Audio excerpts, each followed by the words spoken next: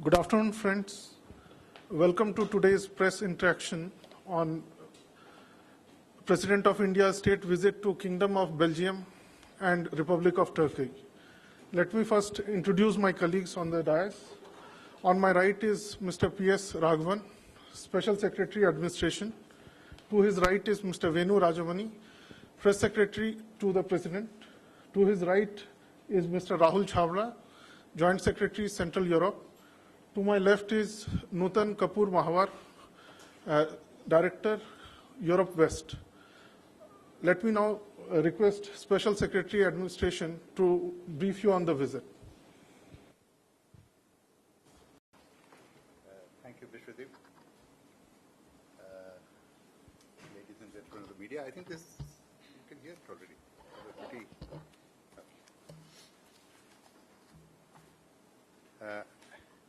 As Vishwadeep said, the President of India, Shri Pranab Mukherjee, will be paying a state visit to Belgium on 2nd to 5th October and to Turkey from 5th to the 8th. As far as Belgium is concerned, this will be the first visit by an Indian president to Belgium. It will also be the first state visit hosted by His Majesty King Philip of Belgium since his accession to the throne in July 2013. The President will be accompanied by a high-level delegation, which includes the Minister of Shipping, members of Parliament, senior officials, of course, and Vice-Chancellors of some major Indian universities. To very briefly run through the program in Belgium first, the President will arrive in Brussels on the evening of 2nd October. There will, of course, be a ceremonial welcome at Egmont Palace. Egmont Palace is something like a Hyderabad house. On the morning of 3rd October, he will jointly chair delegation-level talks with the Belgian Prime Minister. He will be visiting the Senate and the Chamber of Deputies of Belgium. In the evening, he'll address the Indian community at a reception hosted by the ambassador. He will, of course, meet with His Majesty King Philip, and who will host a lunch for him at the Royal Palace. The highlight of the President's visit to Belgium is the inauguration of Europalia India 2013-14. The President would be inaugurating it jointly with His Majesty King Philip in the evening of 4th of October. The Europalia Festival is organized by Europalia International, of which the patron is the King of Belgium. It's partly funded by the EU and by the Belgian government. India is the partner country for 2013-14. And the dates are 4th of October to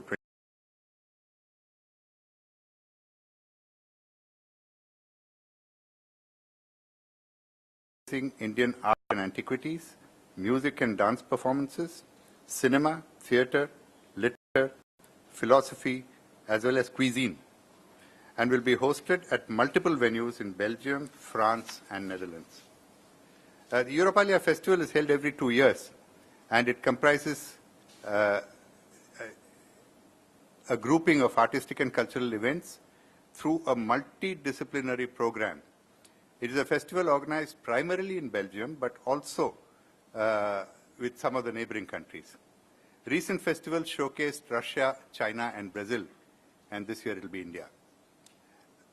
Coming to bilateral relations between India and Belgium, they've been cordial and very close. We've had a totally trouble-free relationship. The importance that both sides attach to our relationship can be seen from the series of high-level visits that have taken place in the past. The King of the Belgians, the then King of the Belgians, visited India in November 2008. The Belgian Prime Minister came here in 2006. Our Prime Minister was in Brussels in October 2010. Of course, that was in the context of the India-EU summit. His Majesty King Philip, in his capacity as the Crown Prince, has been in India on 4 economic missions in 1995, 1998, 2005, and 2010. And in the last one of them, in 2010, he was accompanied by an 82-member delegation of officials captains of industry, and Belgian businessmen. In fact, the visit of the Crown Prince of Belgium to India leading an economic mission has become a traditional event. And this year, since the Crown Prince Philip has now become King Philip, his sister, Her Royal Highness Princess Astrid, would be leading the economic mission to India next month.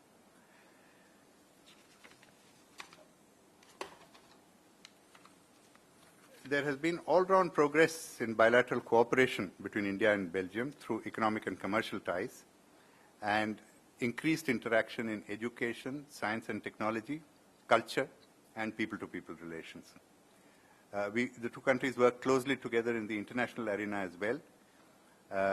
Belgium has been supportive of India on issues of particular importance to us, especially in the context of our claims for permanent membership of the UN Security Council.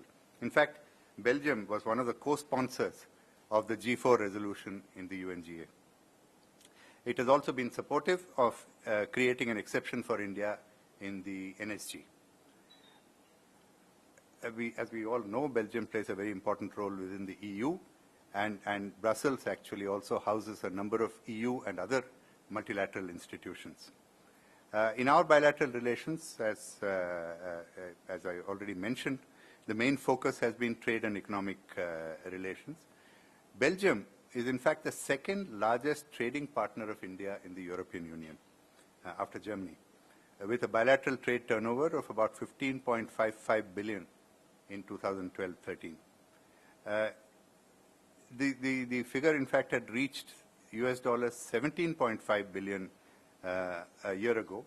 Because of the general recessionary trends in Europe, there has been a small drop in the bilateral trade this year. Much of the bilateral trade, about 75%, is in the gems and jewelry sector.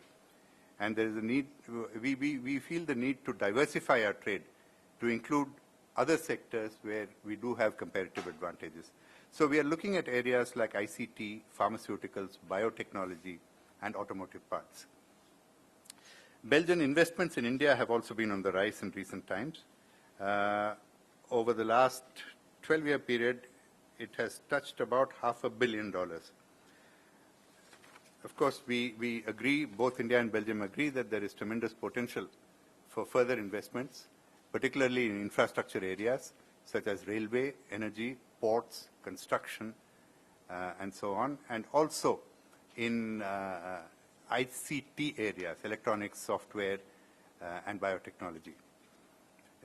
Particularly, the bilateral cooperation in science and technology has been an important aspect of our relationship.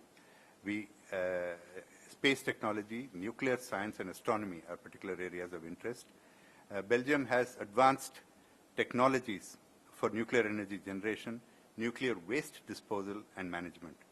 There is an agreement that BARC, Baba Atomic Energy Research Center, and its Belgian counterpart have signed in 2012, covering cooperation in the management of nuclear waste, advanced research reactor system, and collaboration in connection with IAEA projects. Indian population in Belgium, about 18,000 persons of Indian origin, of whom roughly half are Indian citizens. We have Indian students in Belgian universities pursuing courses of research, of education in engineering, medicine, basic sciences, and economics. Academic exchanges are building between the two countries, and I mentioned the President's delegation includes vice-chancellors of major Indian universities. They are in touch with counterpart universities, and we hope that they tie up useful arrangements in the course of this visit.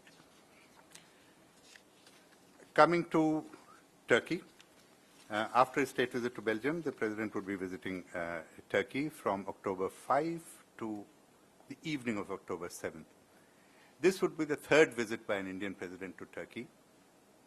The previous two had been by Dr. Shankar Dayal Sharma in 1993 and Sri K.R. Narayanan in September 1998. Arriving in, to give brief details of the program, arriving in Istanbul in the morning of October 5, conferred an honorary doctorate by Istanbul University, a visit to Cappadocia on the next morning, where he meets the governor. Arrival at Ankara on 6th afternoon, the President will address the Indian community, lay a wreath at the mausoleum of Mustafa Kemal Ataturk, received by the President of Turkey. Foreign Minister will call on the President, and the President of Turkey will host a banquet in honor of the President. Turkey and India, as I'm sure you know, are linked by historical bonds of civilization, philosophy, culture, and language. The historical connections start with the exchange of diplomatic missions between the Ottoman sultans and the Muslim rulers of the subcontinent in the year 1481-82. We have, as a result of these interactions, a great cultural overlap. I have a statistic here which says that there are about 9,500 words which are common in Hindustani and the Turkish language. The Urdu language, the name of Urdu, the language, can be traced back to the Turkish language. Among the common elements in our cultural traditions is the Ottoman architect Mimar Yusuf, who came to India and entered the service of Akbar. And he is reputed to have had a hand in the buildings of Agra and Delhi, especially the Taj Mahal. We know, of course, about the Sufi philosophy of Maulana Rumi, which had a resonance with India's own traditions of Sufism.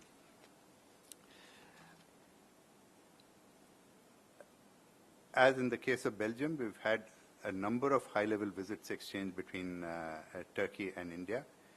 The Prime Minister of Turkey, Prime Minister Erdogan, visited India in 2008. The President, Abdullah Gül, visited us in February 2010. Our own Vice President visited Turkey in October 2011. And our External Affairs Minister was there very recently in July 2013.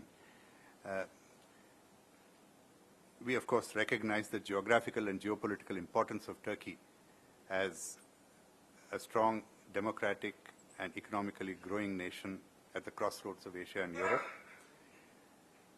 Turkish leaders have noted the democratic ideals of India, the secular nature of its polity, its emerging economy, and our position in regional and international politics. In the economic and commercial area, we see Turkey as among our important partners in the region. Two-way trade touched US dollars 7.25 billion in 2011. There's been a slight dip in the next 2 years, and that again is because of the recessionary trends in Europe.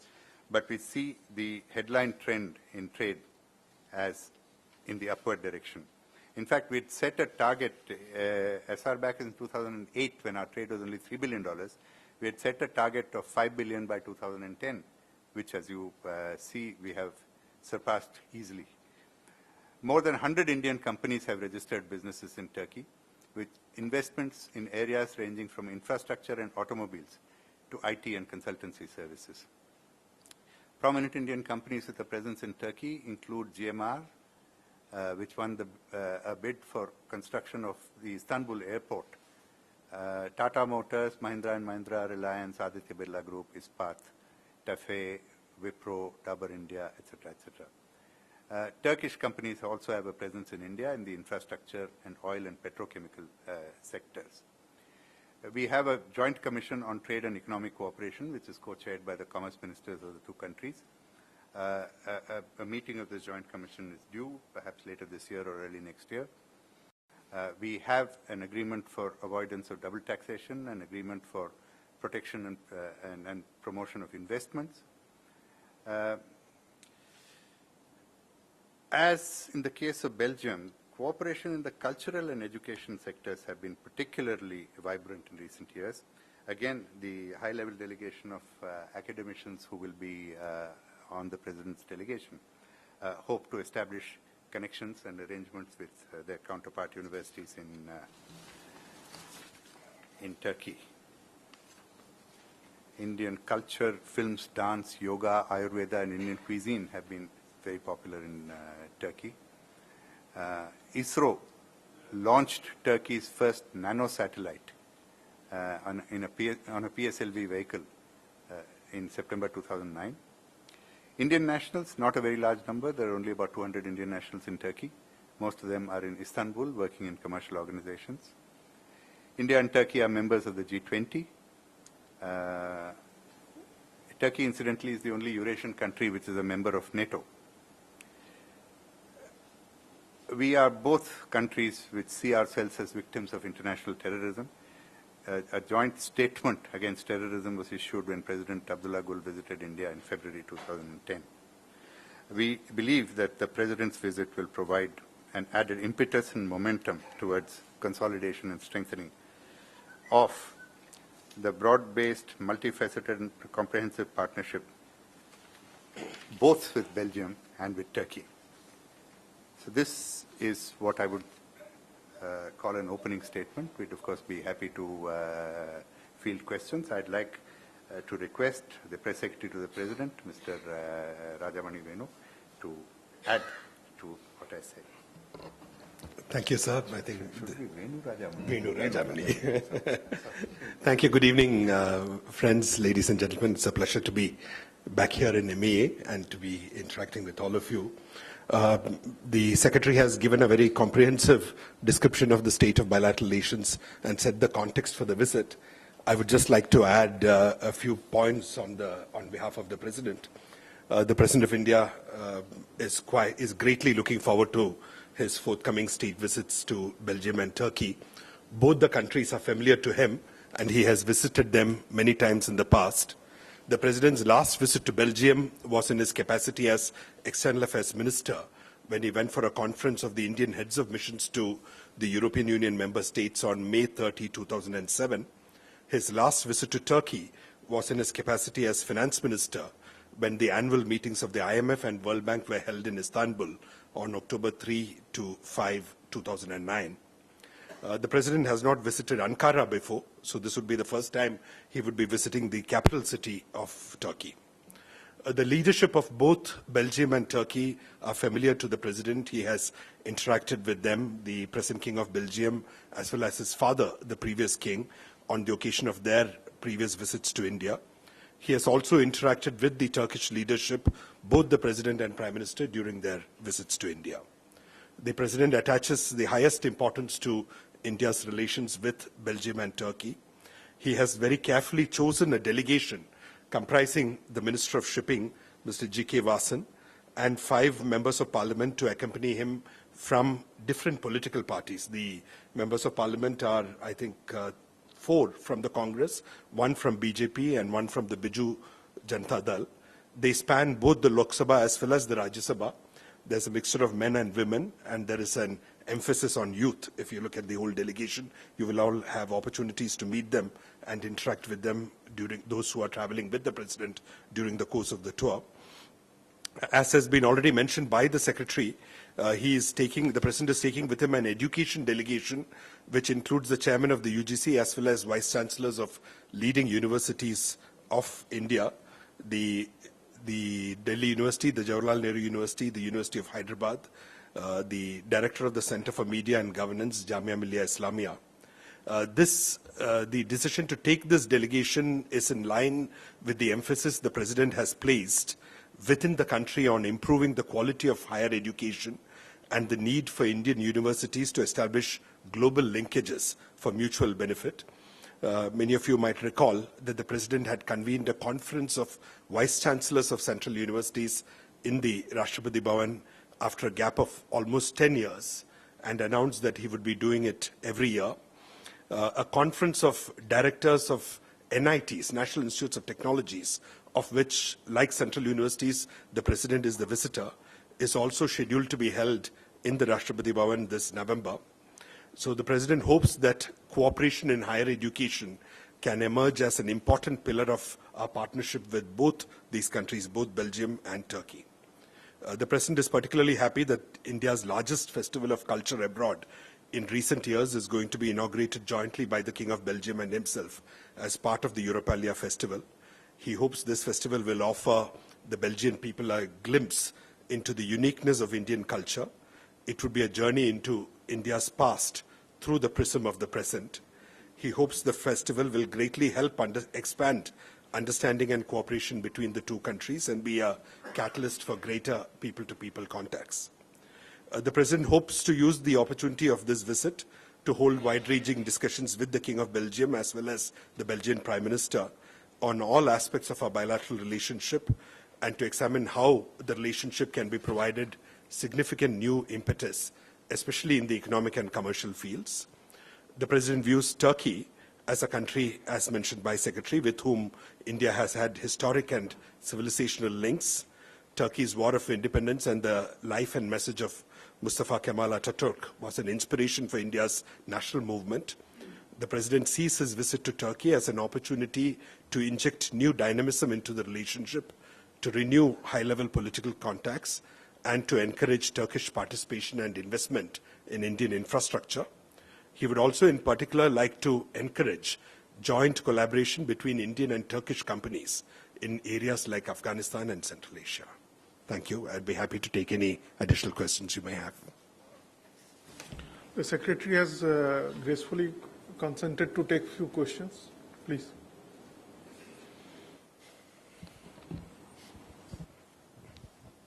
To clarify, the questions should only be on the President's visit to these two countries.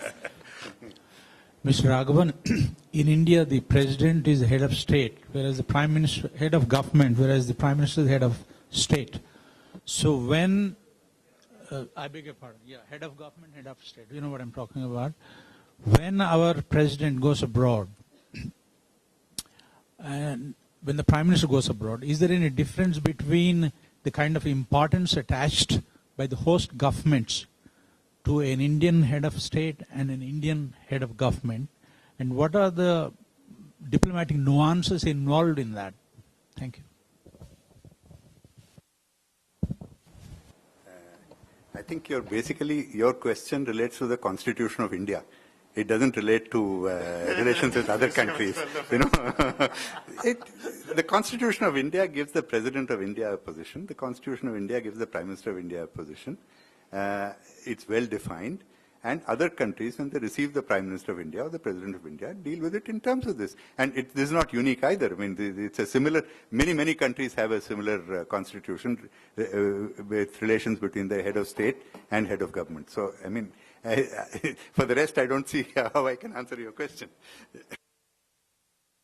If you want, I can just add one small point. If you look at the nature of the delegation, the President always travels abroad with as Minister of the Government, along with him, accompanying him.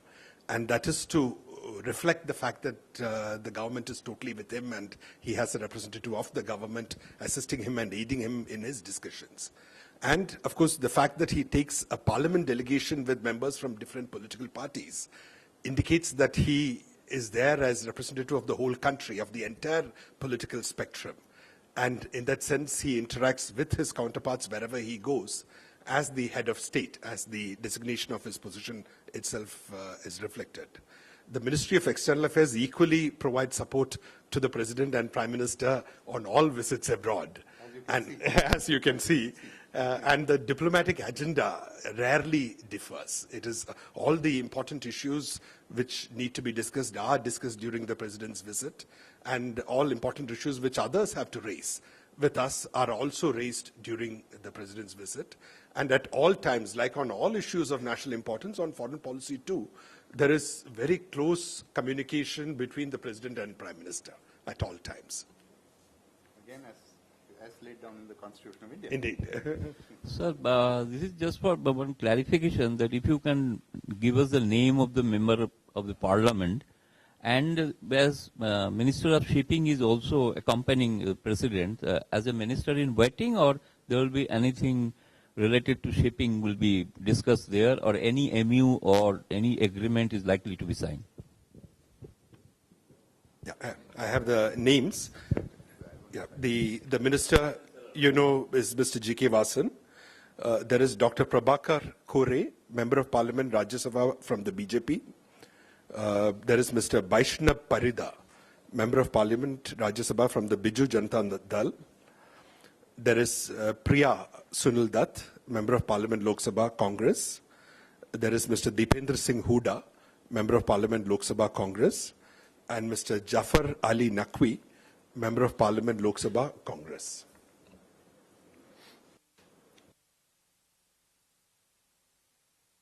On the shipping...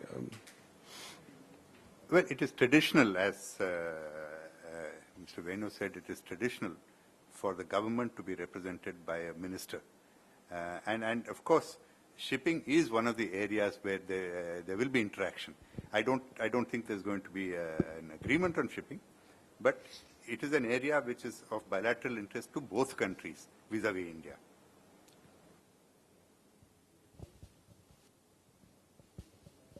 Shipping, not in shipping. In other areas, you see, as I mentioned, the Indian universities and the UGC, they are going to be interacting with a number of agencies in their counterpart universities and institutions there. And we hope that they will work out some arrangements which may result in some, but this is something that as we reach there, we will be better aware of. Myself, Osman, from Turkey, Cihan News Agency representative and Zaman Group Media Group representative in India. My question to Mr. Venu is, you talked about Afghanistan and Central Asia is important geographical locations for both Turkey and India. As far as Afghanistan is concerned, in 2014, the international forces are withdrawing from Afghanistan. So the Turkish forces may remain there as a military power in Afghanistan. And India has a huge investment in Afghanistan. And as both the presidents of Turkey and India are the former foreign ministers, what kind of meetings are going to take regarding Afghanistan? And as Central Asia is a source of energy for both of the countries, I'd like to learn the details of the meetings regarding it. And another question I would like to ask is about the civil aviation. As we know that Turkish Airlines has applied for the expansion of their flights to India almost 1 year ago. I hope in this the visit of President, will there be any kind of talks on this civil aviation agreements?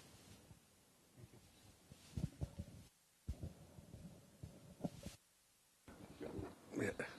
Well, I think as far as Afghanistan and Central Asia are concerned, Afghanistan in particular, clearly India and Turkey share a lot of common interests in ensuring that there is peace, there is stability, there is political continuity, and the environment for economic progress and development.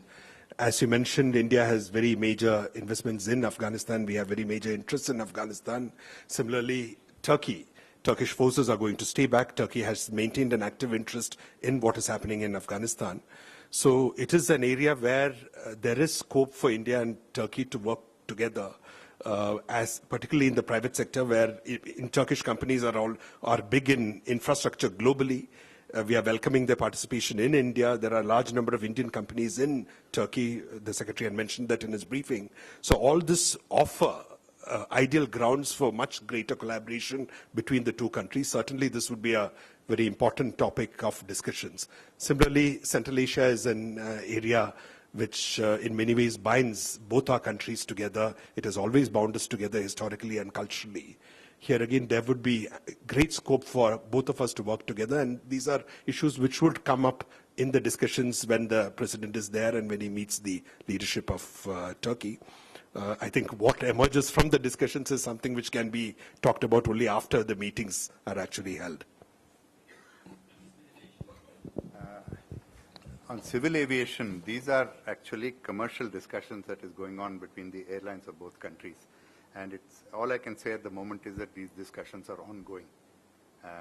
I cannot tell you whether something will happen during the President's visit, but as I said, this is primarily a commercial discussion that is going on between the Turkish Airlines and its counterpart in India. Sorry, add to that, irrespective of the discussions between the two airlines, what is indisputable, what both countries agree on, is the need for much greater connectivity between the countries. We need much more flights between the countries. We would like to have greater number of tourists from Turkey visiting India, from India visiting Turkey.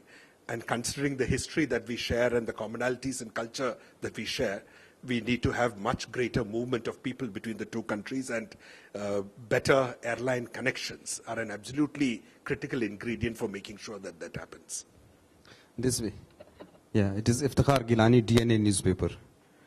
My question is that if the fulcrum of power in the Islamic world has now moved away from Saudi Arabia and Pakistan to Turkey and Iran now, and the West has been always wary of this kind of a combination historically.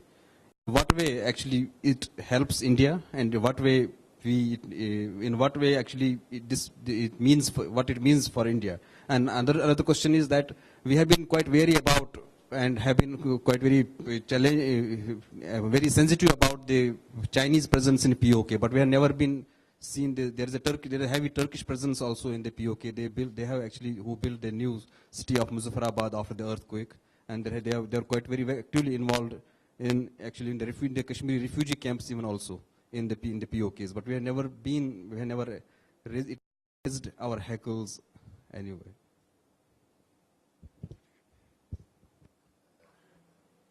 I think even by a large stretch of the imagination, you cannot say that this deals with the President's visit to, Turkey and Belgium.